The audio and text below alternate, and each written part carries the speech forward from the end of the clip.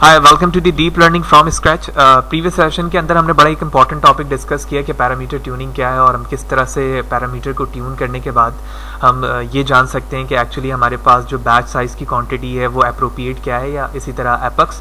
और साथ ही साथ हमने ऑप्टिमाइज़र वर्ड का इस्तेमाल किया जहाँ पर, और हमने देखा था कि एक ऑप्टिमाइज़र जिसका नाम एडम था और दूसरा जो ऑप्टिमाइज़र था हमारे पास RMS प्रॉप था, और उसको जब हमने मशीन से ट्रेन करवाया तो हमें पता चला कि RMS प्रॉप यहाँ पर ज़्यादा अप्रोप्रिएट है as compare to the Adam. तो इस सेशन पर हमें ये बात समझनी है सबसे पहले कि एक्चुअली ये ऑप्टिमाइज़र है क्या और इनका किरदार डीप लर्निंग के अंदर क्यों इतना स्ट्रॉन्ग है। यही वजह है कि हमने उसे जो है हाइपर पैरामीटर का नाम दिया हुआ है और उसे अपने डेंस लेयर में ना सिर्फ हमने ऐड करवाया हुआ है विच मीन क्लासिफायर के अंदर, और बल्कि साथ ही साथ हमने पैरामीटर्स जहाँ पर हम ट्यून करने के लिए पैरामीटर की क्वांटिटी दे रहे थे वहाँ पर हमने इसे भी रखा हुआ है। तो स्टार्ट करते हैं। सबसे पहले समझते हैं कि ऑप्टिमाइज़र क्या है और जो इंपॉर्टेंट ऑप्टिमाइज़र है, although there are many types of the optimizer, लेकिन जो ज़्यादा इंपॉर्टेंट है, जो सबसे ज़्यादा फ्रिक्वेंटली इस्तेमाल होते हैं डीप लर्निंग में, हम उसे इंडिविजुअली एक एक करके डिस्कस करेंगे। तो सबसे पहले समझते हैं कि एक्चुअली ऑप्टिमाइज़र है क्या। Okay, so optimizer are the algorithm or method used to change the attribute of your neural network such as weight and learning rate in order to reduce the loss। यानी जो हमारे पास loss function है उसे हम अपने optimiser के जरिए से क्या कर रहे हैं, रिड्यूस कर रहे हैं। जब जाहिर सी बात है हमारा लॉस फंक्शन जब रिड्यूस होगा तो जो प्रेडिक्टेड वैल्यू होगी वो काफ़ी नियर होती रहेगी ऑप्टिमल वैल्यू के, या फिर जो हमारे पास कंपैरिजन होगा प्रेडिक्टेड वैल्यू और एक्चुअल वैल्यू के दरमियान वो काफ़ी कम होने लगेगा, तो यकीनी तौर पे हमारी एक्यूरेसी भी स्ट्रांग होती जाएगी। फर्दर आगे बताया जा रहा है ऑप्टिमाइजर एल्गोरिथम और strategies are responsible for reducing the losses and to provide the most accurate result possible. जैसे मैंने पहले जिक्र किया कि जितने हमारा लॉस फंक्शन रिड्यूस होगा उतने ही हम अपने एक्यूरेट रिजल्ट की तरफ मूव करते जाएंगे। तो रोल हमें उसकी डेफिनेशन से समझ में आ गया कि एक्चुअली ऑप्टिमाइजर कर क्या रहा है। Optimizer update the weight parameter to minimize the loss function, यानी जो हमारे पास वेटेड एंड न्यूरॉन्स के वेट्स हैं उसको वो बार बार अपडेट कर रहा है। Where the loss function act as the guide to the train telling optimizer it is moving in the right direction to reach the bottom of the valley the global minimum. यानी जब जब हमारी direction सही होगी, यानी wait की value हमारी सही होगी, तो जो हमने ग्रेडियंट डिसेंट या फिर मिनी बैच ग्रेडियंट डिसेंट के अंदर हमने देखा था कि हम ग्लोबल मिनिमम तक किस तरह से पहुंचते हैं, तो वो डायरेक्शन हमारी ना सिर्फ फास्ट होगी बल्कि हम लीस्ट टाइम पर वहां पर पहुंचेंगे। और यही वजह है कि जब हम अपने लीस्ट टाइम पर पहुंचेंगे तो जाहिर सी बात है हमारे पास कॉम्पिटिशनल पावर भी कम रिड्यूस होगा और हम आसानी के साथ अपने ऑप्टिमल रिजल्ट की तरफ मूव हो पाएंगे और भी बेहतर तरीके से बात समझ में आएगी जैसे जैसे हम आगे जाते रहेंगे। तो सबसे पहले तो मेरी रिकमेंडेशन ये है कि जो हम प्रीवियस सेशन पर ऑलरेडी तीनों चीज़ों को डिस्कस कर चुके हैं, जो कि टाइप ऑफ ग्रेडियंट डिसेंट है जिसमें हमने बैच ग्रेडियंट डिसेंट देखा, इसी तरह स्टोकेस्टिक ग्रेडियंट डिसेंट और हमने मिनी बैच ग्रेडियंट डिसेंट देख चुके हैं हम ऑलरेडी। तो मेरी रिकमेंडेशन ये है कि आगे जाने से पहले इन तीनों चीज़ों को पहले सेपरेटली देखें, ताकि जब तक अच्छी और स्ट्रॉन्ग नॉलेज इन तीनों के हवाले से नहीं होगी तो जो हम नेक्स्ट स्लाइड पर जाकर समझने वाले हैं वो बेहतर तरीके से आपको बात समझ में नहीं आने वाली। तो मेरी रिकमेंडेशन फास्टली यही है कि सबसे पहले आप इन तीनों सेशन को जो मैं ऑलरेडी डिस्कस कर चुका हूं वो देखें।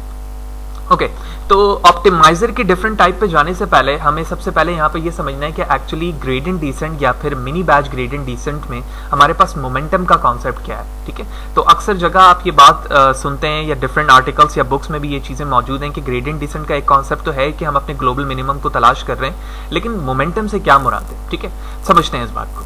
तो mini batch gradient descent make a parameter update with just a subset of example. The direction of the update has some variance, and so the path taken by the mini batch gradient descent will accelerate towards the convergence. Gradient descent with momentum consider the past gradient to the smooth out of the detail of update.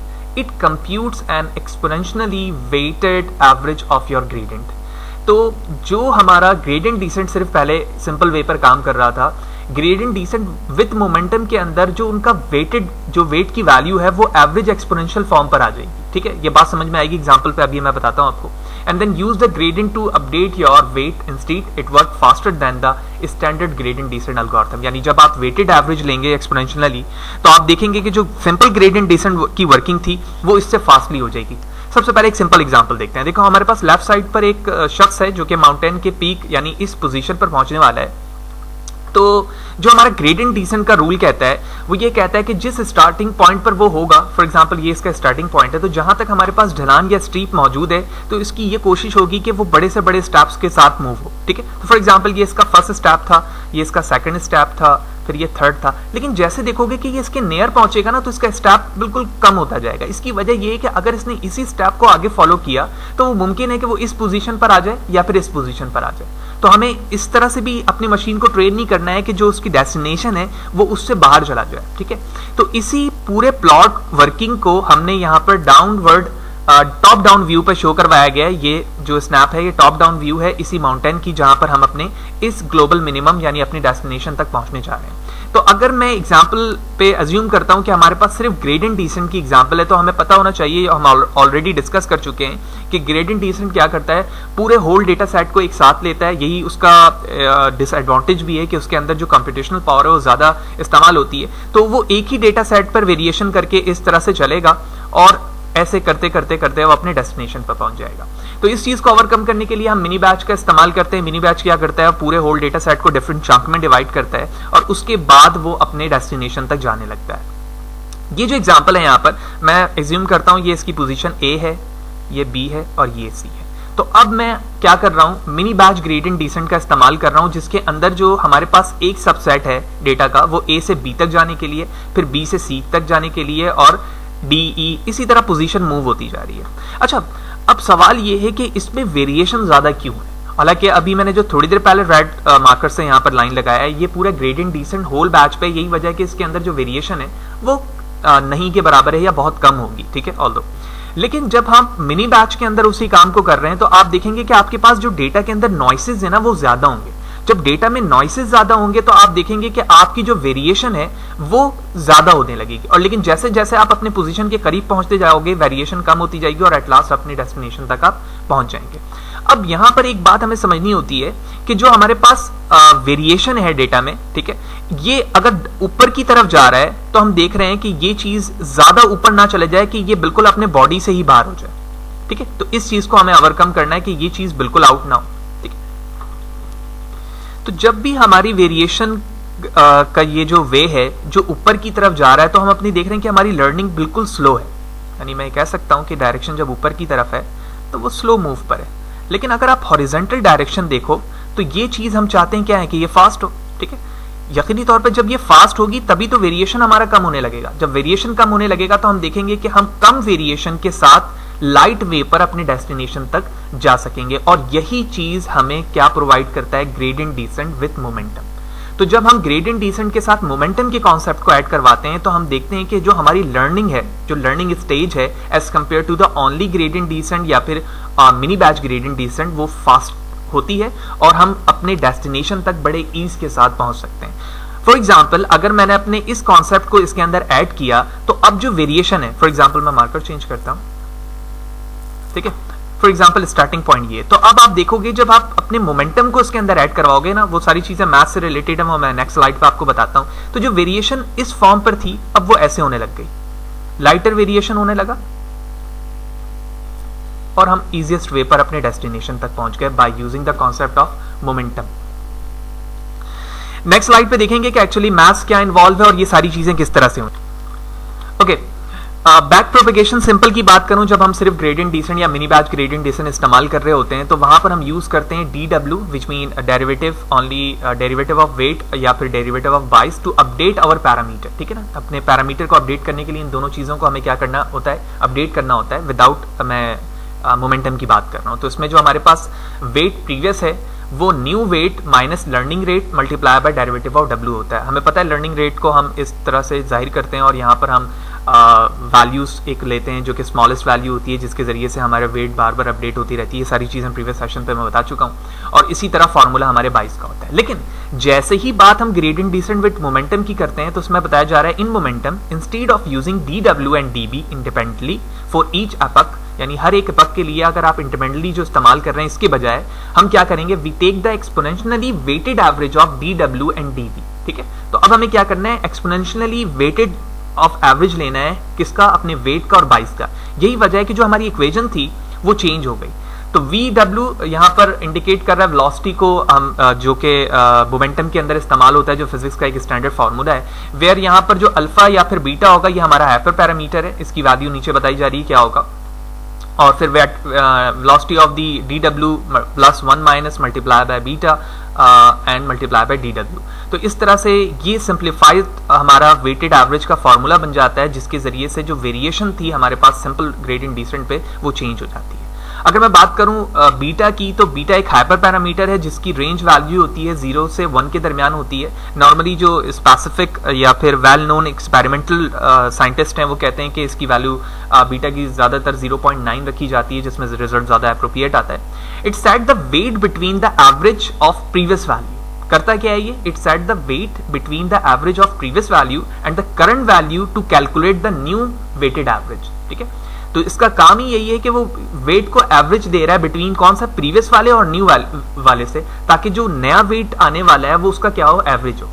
After this process जो हमारा simplified formula इस form पर था वो convert होकर, जो ये formula था वो कन्वर्ट होकर कुछ इस तरह से आ जाता है। तो आप देख रहे हो कि जो अब न्यू वेट की वैल्यू होगी वो सिंपल डेरिवेटिव ऑफ वेट नहीं होगी, बल्कि with respect to the velocity of the dw होगी, और इसी तरह जो 22 की है वो भी कन्वर्ट हो जाएगी vdw में। तो ये सिंप्लीफाइड इसका वर्किंग फेनोमेना था कि एक्चुअली जब ग्रेडियंट डिसेंट में मोमेंटम का कॉन्सेप्ट इस्तेमाल होता है तो वो वेरिएशन को किस तरह से कम करता है और आपकी जो लर्निंग रेट है वो किस तरह से फास्ट होती है। इस स्लाइड में फर्दर नीचे भी बताया जा रहा है कि gradient descent with momentum consider the past gradient to smooth out the update, its compute an exponentially weighted average of ये gradient जो कि हम डिस्कस करते आ रहे हैं, and then use that gradient to update your weight instinct।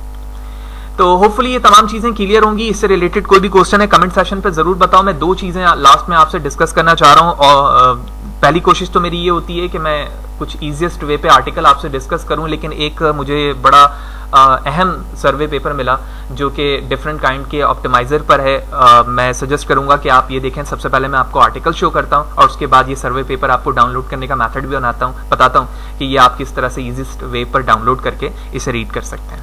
Okay, ये वो article है जिसका लिंक मैंने अपने प्रेजेंटेशन स्लाइड पे डिस्कस किया हुआ था। ऑल्दो जो प्रेजेंटेशन मेरी तमाम स्लाइड है वो मेरे आपको ब्लॉग से मिल जाएगी fahdusencs.blogspot.com पे। इसमें सेपरेट मैं टैब क्रिएट करूंगा जिसमें तमाम जितने कोर्स सेशन होते हैं या फिर हमारे थ्योरेटिकल सेशन होते हैं वो स्लाइड आपको मिल जाएगी, और इससे रिलेटेड जितने भी वीडियो है वो आप डायरेक्टली यूट्यूब पे जाकर फाहद हुसैन ट्यूटोरियल से मुझे सर्च करके मेरे यूट्यूब चैनल के लिस्ट पे आ सकते हैं और उनकी तमाम वीडियो से प्ले लिस्ट पे आने के बाद फैसिलिटेट हो सकते हैं। आर्टिकल के हवाले से डिस्कस करूं तो आर्टिकल medium.com से है, और ये आर्टिकल शेयर करने का मकसद सिर्फ और सिर्फ ये है कि यहाँ पर जो इंग्लिश इस्तेमाल की गई है, जो कॉन्सेप्ट बताया गया वो काफ़ी ईज और सिंपलेस्ट वे पे बताया गया है। ऑल्दो इसके अलावा आपको बहुत से आर्टिकल मिल जाएंगे जहाँ से आप समझते हैं आपको बेहतर तरीके से समझ में आए, आप उस चीज़ को रीड करें बिल्कुल। लेकिन मेरी रिकमेंडेशन ये है कि ये आप आर्टिकल ज़रूर पढ़ें। इसके अंदर बहुत ईज के साथ चीज़ें डिस्कस की गई हैं जो ऑनवर्ड में आगे बताने वाला हूँ। जो पेपर के हवाले से टाइटल है हमारा, तो सबसे पहले मैं टाइटल आपको बता दूँ, एक survey of optimization method from a machine learning perspective.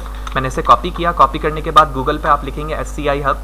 ठीक है, SCI हब एक वेबसाइट है जहाँ से आप freely millions of research paper download कर सकते हैं। मैंने इस पर क्लिक किया। क्लिक करने के बाद आप यहाँ पर वो टाइटल, या फिर अगर आपको कहीं से URL मिल रहा है किसी रिसर्च पेपर का, तो आप उस URL को यहाँ पर पेस्ट करके ओपन पे क्लिक करेंगे। क्लिक करने के बाद देखेंगे आपका रिसर्च पेपर सक्सेसफुली यहाँ पर हो जाएगा अगर वो अवेलेबल होगा इस साइट के पास, और आप ईज के साथ यहाँ से आप इसे डाउनलोड करके रीड कर सकते हैं। तो होपफुली तमाम चीज़ें आपको क्लियर होंगी। नेक्स्ट सेशन पे जाएंगे तो फिर डिफरेंट टाइप्स के मजीद ऑप्टिमाइजर देखेंगे। अगर आपको वीडियो अच्छी लगी लाइक ज़रूर कीजिएगा, सब्सक्राइब करें चैनल को ताकि अपकमिंग जितने भी वीडियोज़ हैं वो इससे रिलेटेड आपको बर वक्त उसकी अपडेट मिलती रहे। Thank you.